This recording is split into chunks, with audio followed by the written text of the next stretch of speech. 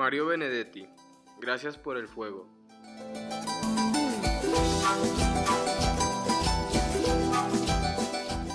Destacado poeta, novelista, dramaturgo, cuentista y crítico. Y uno de los grandes nombres del boom de la literatura hispanoamericana. Fue la figura más relevante de la literatura uruguaya de la segunda mitad del siglo XX. Tuvo una producción literaria que incluyó más de 80 libros. Los más famosos son La Tregua, Gracias por el Fuego, Inventario 1 y ¿Quién de nosotros? Algunos fueron traducidos a más de 20 idiomas. Este escritor y poeta, integrante de la generación del 45, integrada en su mayoría por escritores, aunque también contó con músicos y pintores. Sus integrantes fueron parte de un fenómeno social, político y cultural, el cual tuvo una influencia determinante en la identidad intelectual uruguaya contemporánea que aún persiste. Nació en Paso de los Toros, Uruguay, el 14 de septiembre de 1920.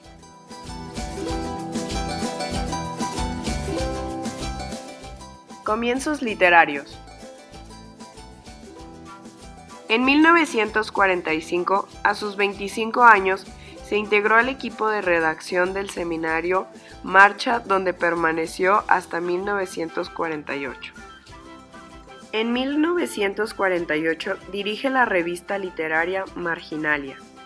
A partir de 1964 trabaja en varios diarios y revistas como crítico de teatro y colaborando en páginas de humor.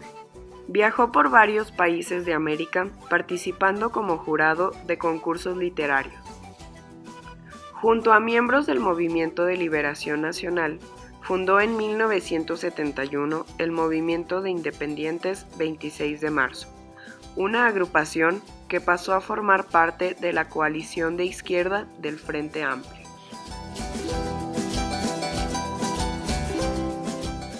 Tras el golpe de Estado del 27 de junio de 1973, por sus posiciones políticas debe abandonar Uruguay, partiendo al exilio. Argentina, Perú y Cuba fueron los lugares que lo acogieron. En 1977 recalaría en Madrid, España. Fueron 10 largos años los que vivió alejado de su patria y de su esposa. Vuelve a Uruguay en marzo de 1983. Inicia así el autodenominado periodo de desexilio, motivo de muchas de sus obras. El día 17 de mayo de 2009 muere en su casa de Montevideo a los 88 años de edad. La historia comienza una noche en un restaurante de Nueva York en 1959, en donde se reúnen un grupo de uruguayos, que se juntaron a platicar sobre la política y la inconformidad que se tenía hacia su país de origen, asimismo como la admiración que le tenían al país de Estados Unidos. Todos ellos pertenecían a la clase media alta de Uruguay y veían con desprecio a la clase obrera.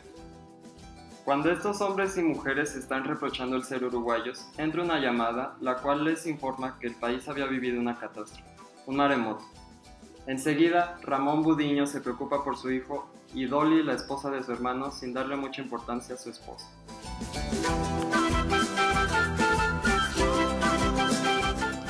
Todos estaban asustados de lo que había pasado en Uruguay, y en ese momento recordaban a su país con gran anhelo y felicidad. Cuando de repente vuelve a sonar el teléfono y todo se paraliza, pero resultaron ser buenas noticias. Les informaron que todo había sido una exageración, que solo había sido una inundación. En ese momento la gente de la habitación volvió a ver a su país con la misma crueldad y desprecio que siempre.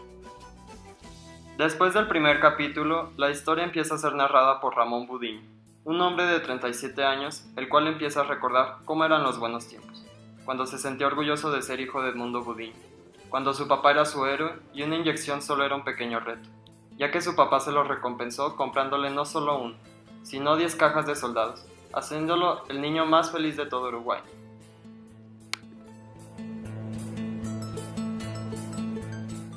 Pero después de varios años, ese orgullo por Edmundo Budiño se fue convirtiendo en odio y recelo hacia su padre, ya que ahora vivía bajo sus sombras y no era más que el hijo del apoderado e importante mágnate del mundo budiño, sino que era una figura pública, corrupta y odiada por la clase obrera, pero querida e idolatrada por la clase alta. El desprecio a su padre empezó desde aquel día en el que escuchó cómo su padre violaba a su madre y la golpeaba, dejando así un recuerdo imborrable en su cabeza, mientras que la demás gente lo seguía viendo con admiración. Ramón tenía como amante a la esposa de su hermano, la cual había amado desde que éste la llevó a su casa, y era a ella a la que le platicaba las ganas que tenía de matar a su padre. Un día en la oficina planea el asesinato de su padre, y ya teniendo todos los detalles listos, se arrepiente y empieza a ver reflejado ese odio, pero hacia él. Y decide suicidarse después de todos los pensamientos que había tenido.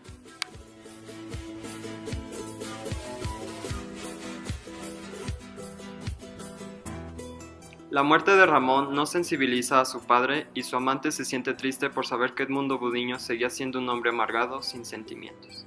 Así que lo deja, porque ella necesita un hombre que la amara en cuerpo y alma.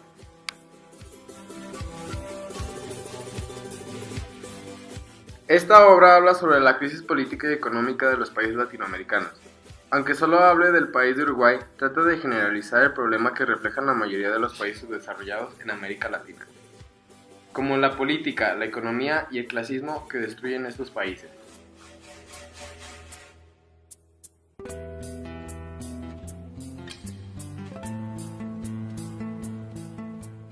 Edmundo Budiño representa al gobierno que se enriquece ilícitamente, y como en todo gobierno, hay gente que lo ama y que lo odia.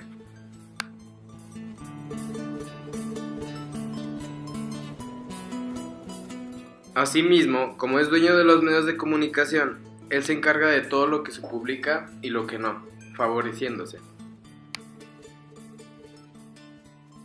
Ramón Budiño representa a la clase media alta, la cual ve cómo el gobierno se enriquece y piensa en un cambio, pero la realidad es que se mantiene de él y no puede hacer nada porque ellos viven de su dinero.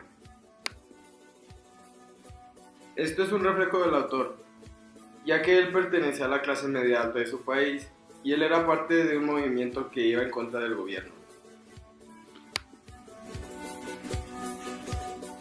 Ramón es el personaje principal y mayoritariamente narrador de la historia, aunque se puede confundir pensando que es un narrador omnisciente.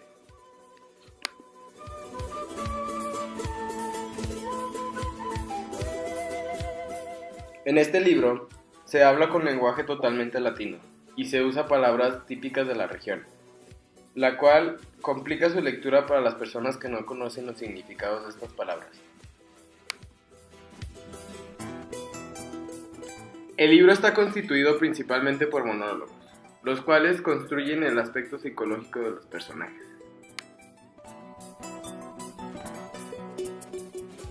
¿Por qué te tengo y no? ¿Por qué te pienso? ¿Por qué la noche está de ojos abiertos? ¿Por qué la noche pasa y digo amor?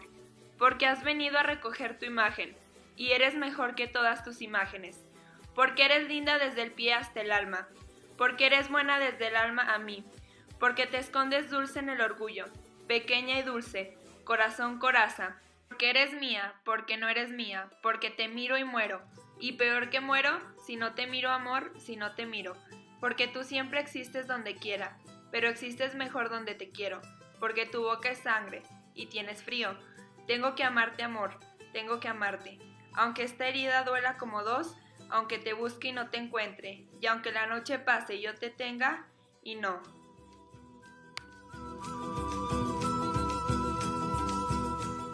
Me acordé y es para vos, Dolores. Lo hizo otro, para otra, pero también yo lo hice y es para vos. Lo hizo otro porque yo no sé decir las cosas que siento, pero reconozco cuando alguno es capaz de decirlas por mí. Y es también un modo de decirlas. A lo mejor, Vargas ya no se acuerda de esto que escribió. Yo me acuerdo y es un modo de hacerlo mío.